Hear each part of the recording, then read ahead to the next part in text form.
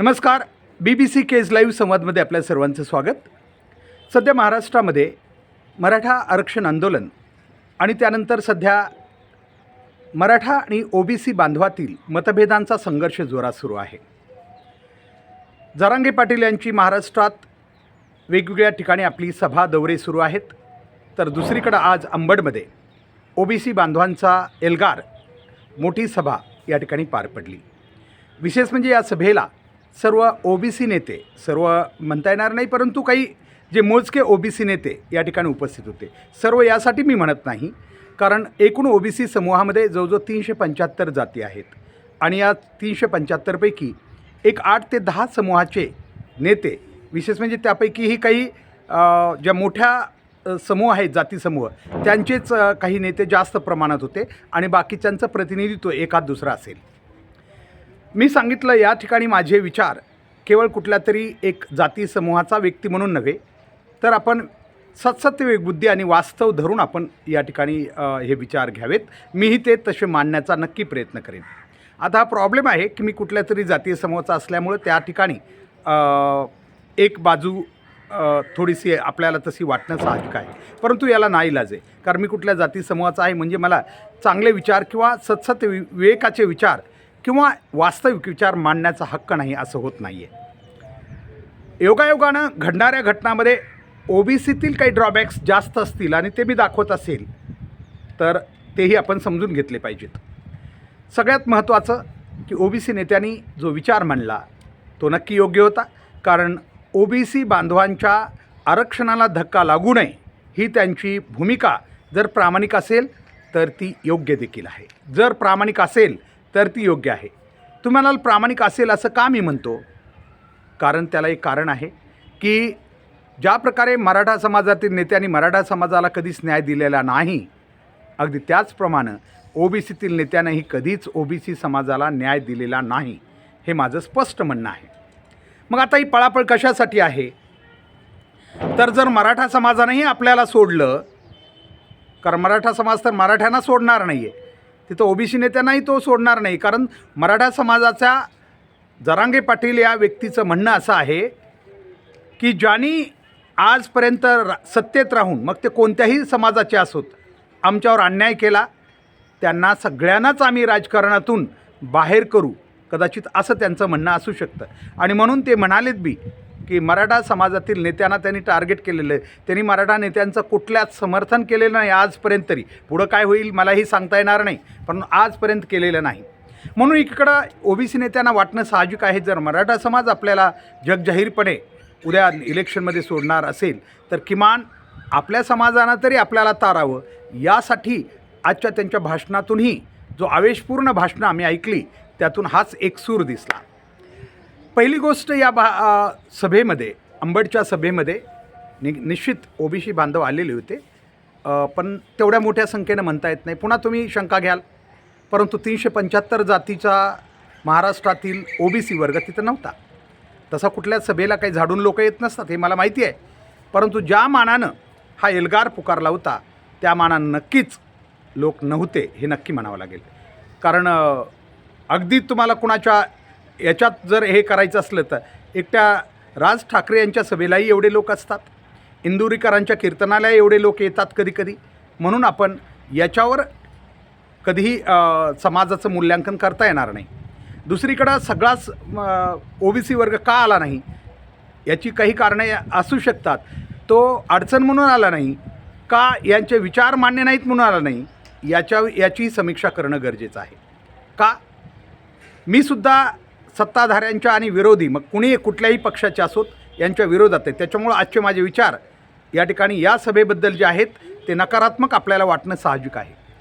कारण कुठल्याच राजकारणानं, मला सांगा, OBC समाजासाठी या सर्व नेत्यांनी आजपर्यंत काय केलेलं आहे? स्वतःच्या जातीसाठी केलेलं नाही.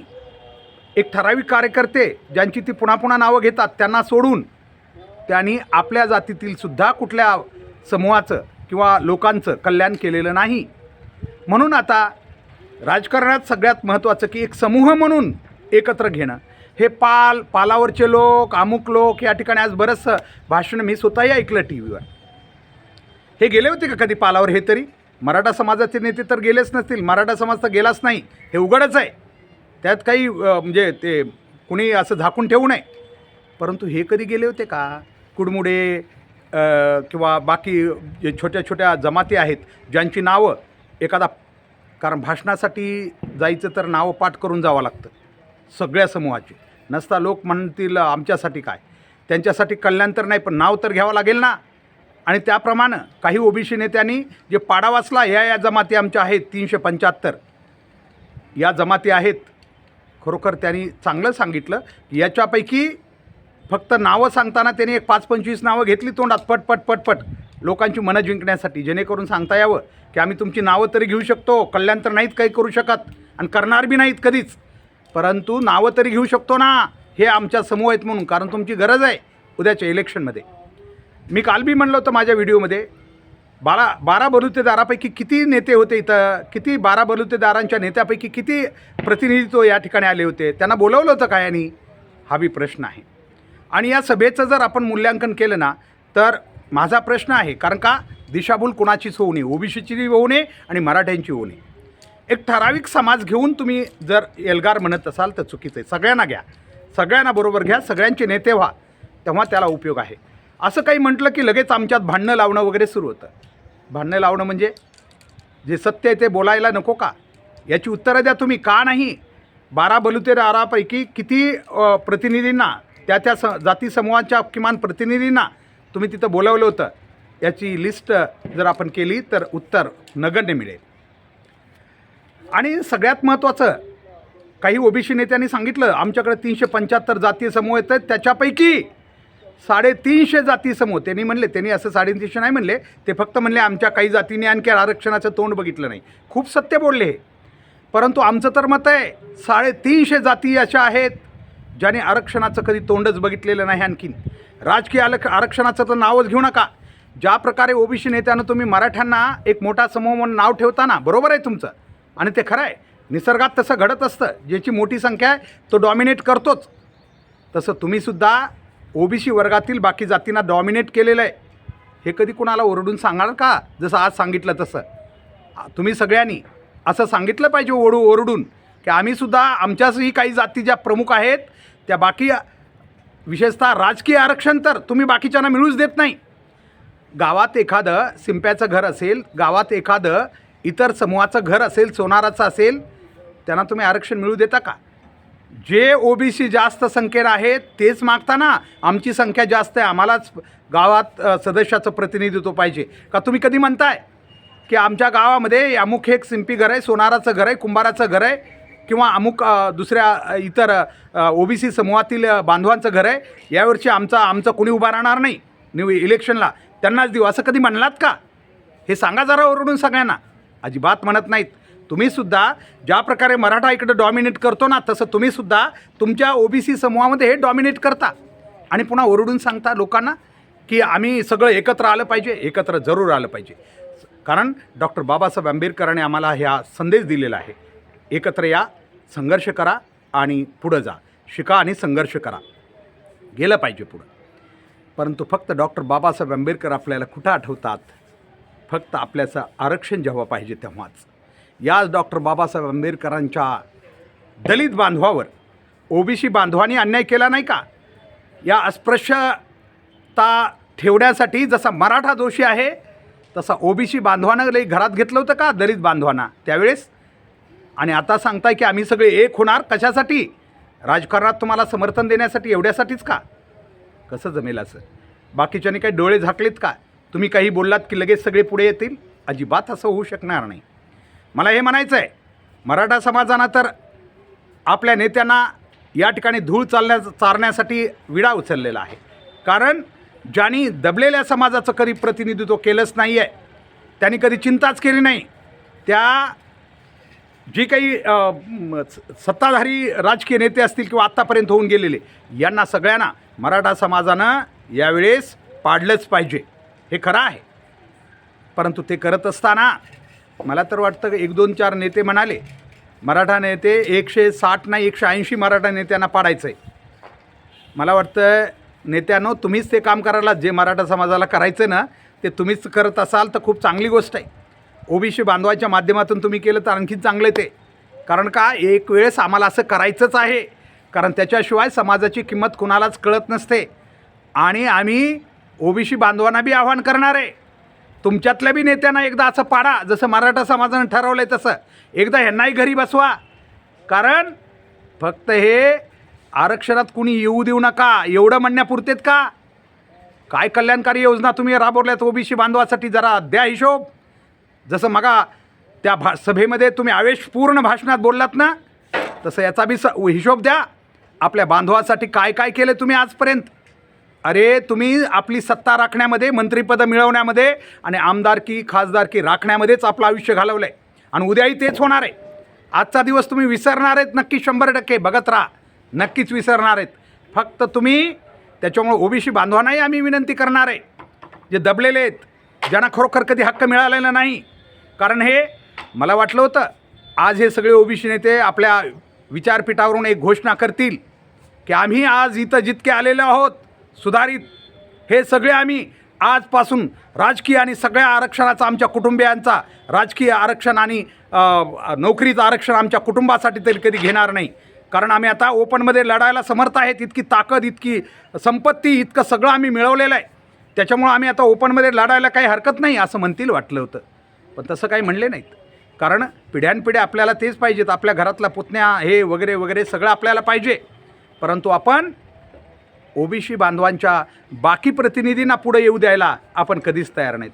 तिथं कसं होतं आहे, आत्तापर्यंतचा राजकीय इतिहास घ्या महाराष्ट्राचा, किती 12 बलुतेदारापैकी किती प्रतिनिधींना तुम्ही आमदार खासदार बनवले, का नाही बनले ते? या ठिकाणी तुमचं वर्चस्व म्हणून बनले नाहीत ते, हे झाकून ठेवायचं आहे का? आणि खरं तर माननीय भुजबळ साहेबांनी आपल्या भाषणातून बाकी सगळ्या नावं घेतले, विशेषतः बाळासाहेब ठाकरेंचंही नाव घेतलं, चांगली गोष्ट आहे.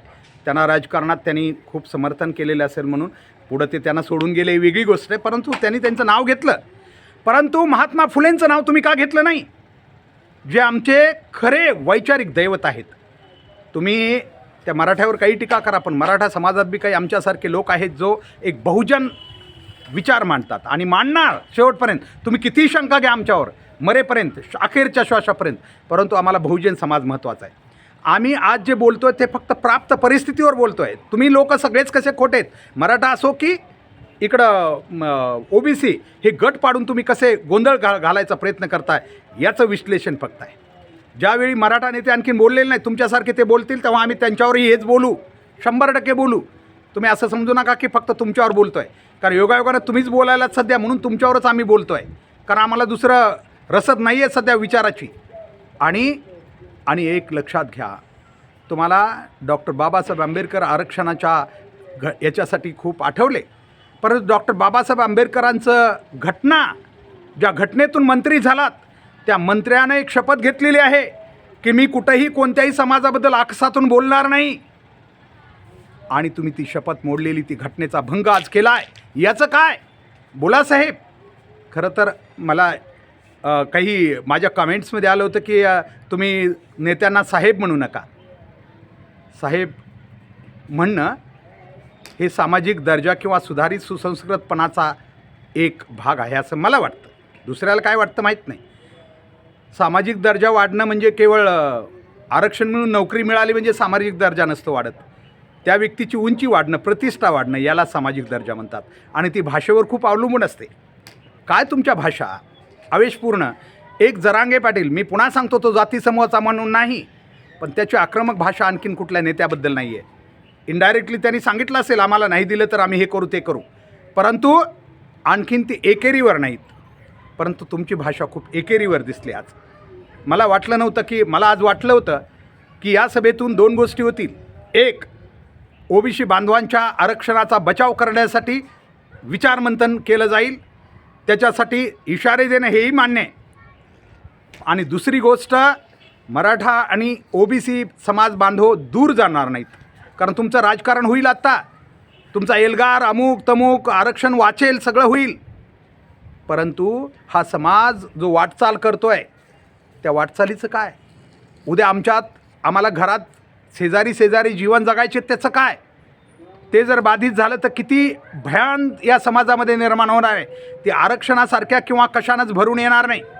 उद्देश बी साध्य झाले पाहिजेत, तुमचे बी उद्देश साध्य झाले पाहिजेत, परंतु समाजात फार मोठं संकट निर्माण होईल, दुही निर्माण होईल किंवा समाज एकमेकापासून दूर जाणार नाही याची काळजी तुमच्यासारख्या नेत्यांनी घ्यायला पाहिजे होती. ती आज फारशी दिसली नाही तुमच्या भाषणातून. तुम्ही भाषण एवढे आवेशपूर्ण केले, तुम्हाला वाटलं समोर बसलेली गर्दी बस कधी नाही मिळाल्यासारखं तुम्ही लगेच बोलत राहिलात. परंतु समाज येत राहील, तुमच्या भाषणासाठी येत राहील, पण तुम्ही फक्त प्रामाणिक राहा. आणि हा प्रामाणिकपणा आहे का, हा फक्त ओरडण्याच्या आवाजात आहे का मनात आहे, हे फक्त शोधून पहा. ते शोधला तर नक्की उत्तर मिळेल. म्हणून मला वाटतं की घटनात्मक ज्या लोकांनी, एक विरोधी पक्ष नेता आहेत, एक कॅबिनेट मंत्री आहेत, ज्यांनी या देशाच्या संविधानाची शपथ घेतलेली आहे की मी कोणत्याही समाजाबद्दल आक्षेप किंवा ज्याला आपण आकस ठेवून बोलणार नाही, इथं तर एकही शब्द तुम्ही सोडला नाही आहे. व्यक्तिविषयी आकस घेत बसलात. एक सामान्य व्यक्ती तो, त्याची स्पर्धा तुमच्याशी होऊ शकत नाही. तुम्ही खूप मोठे नेते आहात. जरांगे पाटलाची व्याख्या तुम्ही आज जे बोललात ना, ते एक समूह म्हणून बोलत राहिलात. त्याच्यातलीच खतखत सगळी दिसून येत होती, एक समूह म्हणून. आणि याचे पडसाद सगळ्याच मनावर, ओबीसी जे वैचारिक बांधव आहेत त्यांच्याही मनात नक्कीच रुजल्याशिवाय राहणार नाही. कारण तुम्ही ओबीसीसाठी म्हणून बोलला नाहीत, स्वतःचा बचाव करण्यासाठी बोललात. आणि हे योग्य नाही आहे. तुमचं वय काय, तुम्ही बोलताय कसे, याचं थोडं भान ठेवायला पाहिजे होतं. एका लहान मुलं जसे भांडणात बोलतात ना, अगदी तशी तुमची भाषा एका मंत्र्याची, ज्याने की शपथ घेतलेली आहे संविधानाची की मी, मग तसे राजीनामे द्या ना. तुम्ही अनेक विषय छान मांडले. पोलीस चौकशी का होत नाही, बीड घटनेची आणि अंबडचीही, दोन्हींचीही झाली पाहिजे साहेब, दोन्हींची बी झाली पाहिजे. कारण का, आणि तुम्ही सत्तेत आहेत ना, कोणाला सांगता हे चौकशा करा म्हणून? तुम्ही सत्तेत आहेत.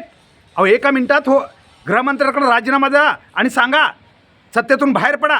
ओबीसी नेते तुम्ही जे कोणी असतील ते सत्तेतून बाहेर पडा आणि सांगा बीड घटनेची चौकशी झाली पाहिजे. आणि दोषींना साधी नाही, जर दोषी असतील, कसूर असतील, त्यांना कठोरात कठोर शासन झालं पाहिजे. तुम्ही असं करूच शकत नाहीत, कारण तुम्हाला माहिती आहे हे सगळं प्लॅनिंगनं झालेलं होतं.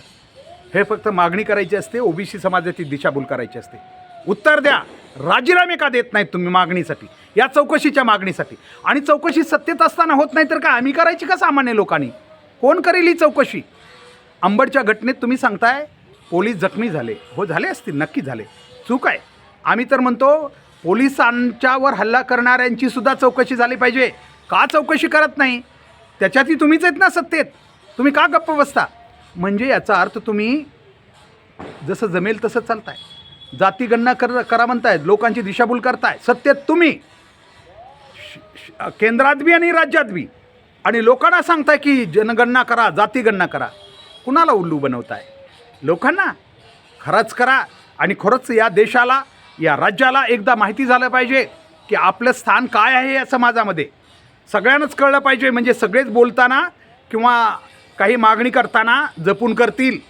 एकदा जातनिहाय जनगणना झाली पाहिजे. ती करण्यासाठी तुम्ही दबाव टाका. तुम्ही म्हणताय ना आरक्षण आमचं त्याच्यावर अवलंबून आहे, तर आपण त्याचं केलं पाहिजे. आणि आम्ही सुद्धा या गोष्टीला समर्थन देतो आहे. तुमच्या पाठीमागं उभा राहू जातनिहाय जनगणना करण्यासाठी. कारण हा मुद्दा जोपर्यंत क्लिअर होत नाही ना, तोपर्यंत खरे ओरडणारे काय कोण कुठं आहेत हे कळणार नाही. आणि ज्याचं त्याला आपोआपच मिळेल, ज्या गोष्टी मग कोणत्याही प्रमाणात असतील त्या.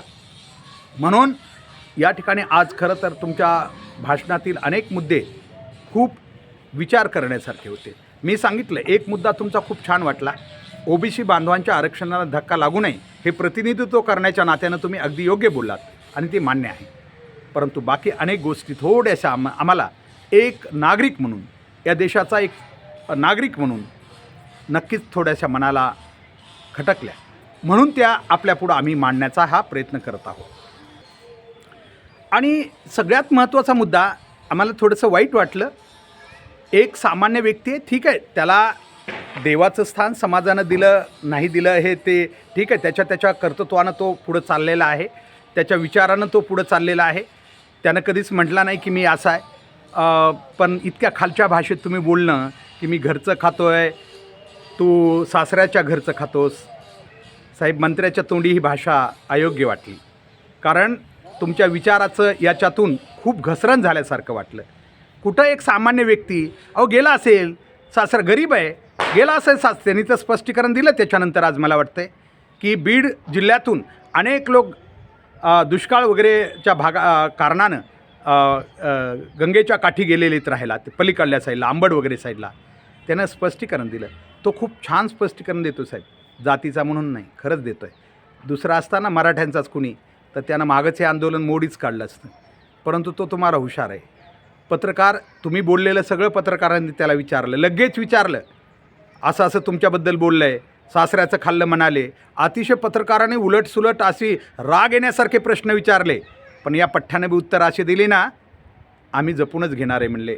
आणि त्यांनी सांगितलं की मराठा आणि ओबीसी बांधवामध्ये अजिबात संघर्ष आम्ही होऊ देणार नाही, आमचं नातं जपूनच मी आंदोलन पुढं नेईल, हे त्या पठ्ठ्यानं सांगितलं. हे नक्की सांगावं असं वाटतं.